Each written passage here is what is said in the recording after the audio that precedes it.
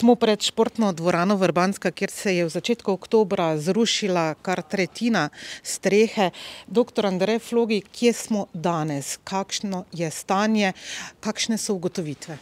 Stanje na današnji dan je sledeče.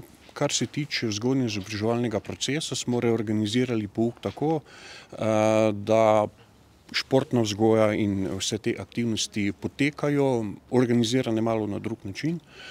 Tako da na tem mestu seveda zahvala vsem šolam, ki so nam že stopile na pomoč, in tudi Šport Maribor, ki tudi se dogovarjamo za proste termine v njihovih objektih.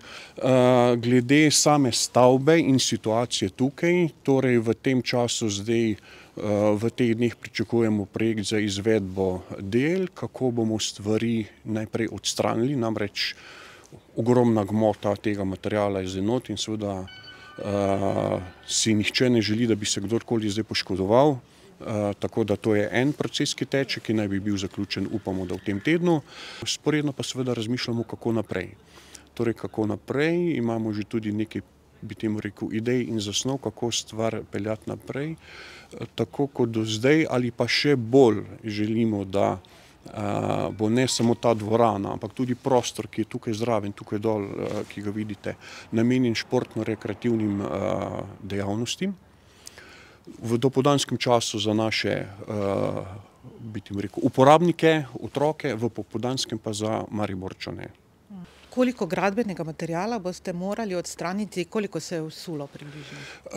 Torej, 1/3, zelo težko zdaj govorim o tonaži, ali pa tako rečemo, en nosilec je 6 ton približno, to pomeni 2 nosilca, to je 12 ton kovinske konstrukcije, pol je prodec, pesek, potem so izolacijski materiali, potem so seveda inštalacije in vse ostalo, tako da kar nekaj. To pomeni, že to samo odstranjevanje bo ranga več kot 150 000 evrov.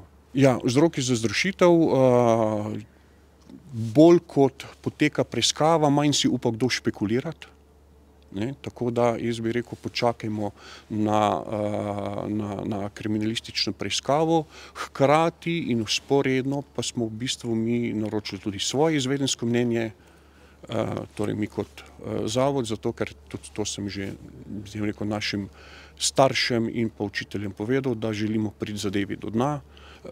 Jaz bi tem rekel, moja domneva kot fizika gre v smeri, da najbrž ni bil samo en razlog, ampak da se jih je več naključno ali pa po nesreči teh razlogov zložilo skupaj, mogoče celo segajo nekateri v čas gradnje, ampak kot rečeno, v tem hipu ni čas za špekulacijo, želimo pa res priti zadevi do dna.